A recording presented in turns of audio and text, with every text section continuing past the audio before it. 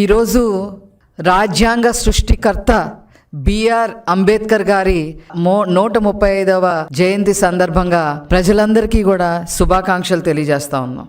ఈరోజు విచిత్రంగా వైఎస్ఆర్సిపి పార్టీ, ముఖ్యంగా జగన్మోహన్ రెడ్డికి సంబంధించిన లీడర్లు, నాయకులు ఈరోజు జయంతి వేడుకలు జరిపిస్తూ ఉంటే ప్రజలు నవ్విపోతున్నారని చెప్పి ఈ సందర్భంగా తెలియజేస్తా ఉన్నాను.